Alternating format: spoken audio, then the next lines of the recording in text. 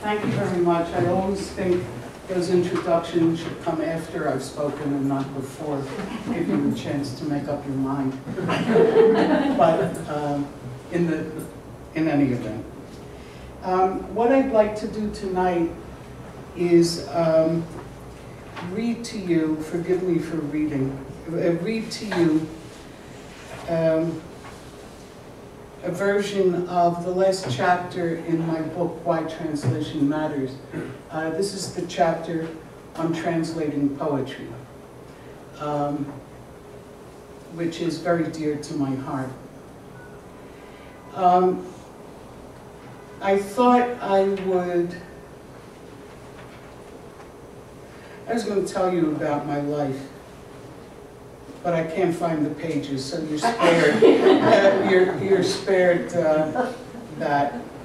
Oh, I do have the pages. Do you want to hear about my life? Yes. Yeah, you do? Isn't that lucky? I found it. When I was young, a high school student, it was not my intention to be a translator. I knew I wanted to learn languages and had a vague idea about being an interpreter. I wasn't quite sure what the difference between the two professions was, but interpreting sounded more exciting. It suggested travel, exotic places, important events, world-shaking conferences at the United Nations. As an undergraduate at the University of Pennsylvania, I changed direction and decided my ambition was to be a literary critic and scholar, even though operating under the mistaken assumption that apparently simple poetry was simple to translate. I do recall submitting a few poems by Juan Ramon Jimenez and, if I remember correctly, Gustavo Adolfo Becker to the campus literary magazine. I embarked on an academic career, served my time in several graduate schools, including the University of Pennsylvania, the University of California at Berkeley, and New York University, and moved from a focus on medieval and Baroque peninsular verse, first the Galician Portuguese love lyrics, and then the sonnets of Francisco de Quevedo, to contemporary Latin American poetry. A change brought about by my first reading of works by Pablo Neruda, and soon after that, Cesar Vallejo. I came on this stunning poetry fairly late in my student career. I have no memory of reading any Latin American literature written after the Mexican Revolution until I made the cross-country trek to California. University of Pennsylvania back then was the most conservative place that one could possibly imagine. And so contemporary Latin American literature simply hadn't ripened or over-ripened long enough for it to be taught in the Romance Language Department.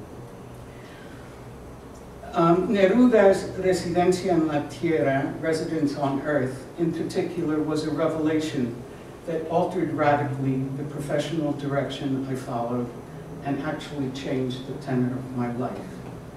It elucidated for me, as if for the first time, the possibilities of poetry in a contemporary environment. Above all, it underscored the central position of Latin America in the literature of the world, its impact made possible and even more telling by means of translation. I began teaching while I was a graduate student and then continued giving classes full-time when I moved back east and enrolled in New York University. During most of this time, I was thinking more about my dissertation than about translation. But one day, Ronald Christ, a friend who edited the magazine Review, the publication of the organization once called the Center for Inter-American Relations, and now known as the Americas Society, that's over at 68th and Park, right across from Hunter College, asked me to translate a story by the Argentine Macedonio Fernandez, a writer of the generation just before Borges. And if you don't know Macedonio's writing, may I recommend that you get some. He was the most eccentric man and the most eccentric writer I have ever come across in my life. And the University of Rochester has just published his novel, which is called The Museum of Eternas Novel. And this is a novel with 64 prologues. I kid you not. And he calls it the first great novel and the last great novel. So he's worth checking out. I told Ronald that I was a critic, not a translator, and he said that might be true, but he thought I could do a good job with the piece. I agreed to translate it more out of curiosity about its wildly eccentric author and the process of translation than for any other reason, and discovered to my surprise that I not only enjoyed the work more than I had imagined, but could do it at home, an arrangement that seemed very attractive then and still does. My translation of Macedonio's The Surgery of Psychic Removal, this is about a surgery that removes memory of 8 minutes duration so that you can only remember what happened 8 minutes ago, but not 10 minutes ago. It was published in Review in 1973. From that time on, I moonlighted as a translator of poetry and fiction in a fairly regular way while I sunlighted as a college instructor until 1990, when I left teaching to devote myself full-time to translation. I have been a visiting professor several times since then, and when I am not teaching, I miss being in a classroom and talking to students. But my main concentration and professional focus have been on translation. And I have been very fortunate. I have liked and often loved practically every piece of writing I have brought over into English. And after all these years, I still find the work intriguing, mysterious, and endlessly challenging. So that's all the news that's fit to print about my life. And now we'll move on to talk about translating poetry. I'd like to read you in a very short excerpt from John Felstiner book called Translating Neruda. Bring over a poem's ideas and images, and you will lose its manner. Imitate prosodic effects, and you sacrifice its matter. Get the letter, and you miss the spirit, which is everything in poetry. Or get the spirit, and you miss the letter, which is everything in poetry. But these are false dilemmas. Verse translation at its best generates a wholly new utterance in the second language, new yet equivalent, of equal value.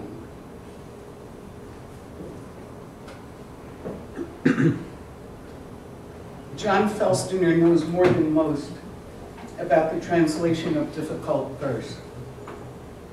He not only has translated the poetry of Pablo Neruda and Paul Celan, but has written incisively and compellingly in 2 brilliant books, translating Neruda, The Way to Machu Picchu, and Paul Celan, Poet, Survivor, Jew, about the process of bringing the work of these poets over into English.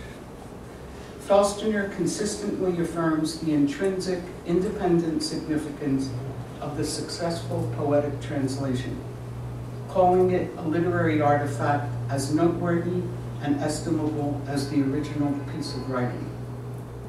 The attribution of extreme value to the translation is a concept that has brought me extraordinary aid and comfort at those times when I have been engaged in the overwhelmingly difficult and exceptionally rewarding act of rendering Spanish language verse in English. I have always derived extreme pleasure from the translation of poetry. My first forays into the work when I was a student at the University of Pennsylvania, I've already told you all about that, were well-intended, somewhat pious efforts to transform Spanish poems into English ones for the campus literary magazine.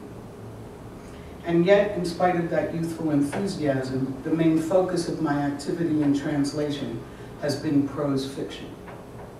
What I learned in the early days of my career may help to explain why I did not follow my poetic bliss. When I was starting out as a translator in the 1970s, the generally accepted rate in New York for the translation of poetry was 50 cents a line. This meant that if you devoted serious, sometimes excruciating amounts of time, effort, and emotional energy to the translation of a sonnet into English, your total fee was $7. No matter how abstemious your needs and wants, no matter how circumspect your financial ambitions, it was clearly impossible to earn even a modest living as a translator of poetry unless you were willing to take an irrevocable vow of poverty. The rates for translating fiction were not much better, but most of the time it was possible to complete a page of prose in about the same time it took to revise and rework a line of poetry. It was, in other words, a more cost-effective enterprise. No wonder the siren song of prose grew louder, sweeter, and increasingly irresistible as I devoted more and more time to translating, until it finally became my full-time occupation some 20 years ago. But over the years, I have been fascinated to discover that the translation of artful prose and the translation of poetry are comparable in several significant ways. They both presuppose in the original writing an exquisitely thoughtful use of language to create the many effects that the literary arts are capable of: emotional resonance, conceptual engagement, rhythmic pattern, aesthetic tension, and sheer gorgeousness of expression. And they both present analogous challenges to the translator's literary sensibilities and our capacity for entering the text as deeply as possible. The specific experience of translating poetry, with its obligatory attentiveness to the most minute compositional details, linguistic nuance, rhythm, and sound in two languages, enhances immeasurably the approach to the translation of prose, an artistic idiom that has its own nuances, rhythms, and sounds, all of which need to be transferred, their aesthetic integrity intact, into a second language. In spite of these undeniable intergenre connections, I do not believe anyone could or would even want to dispute the notion that poetry is the most intense, most highly charged, most artful and complex form of language. In many ways, it is the essential literary expression of our species, long associated with the distant origins of music, dance, and religious ritual in early human cultures. And yet, although it may be universally human, the inescapable truth is that poetry can seem completely localized, thoroughly contextualized, and absolutely inseparable from the language in which it is written in ways that prose is not. Did you all follow that, or should I read it again? Read it again. Read it again? Okay. Although it may be universally human, the inescapable truth is that poetry can seem completely localized, thoroughly contextualized, and absolutely inseparable from the language in which it is written in ways that prose is not. And this is the moment when I have to quote that dreadful thing that Robert Frost said, that poetry is the thing that gets lost in translation. Because we have the sense that a poem is inseparable from the language in which it was originally written. Of course, I don't believe that. And I'm going to proceed to tell you why I don't believe that.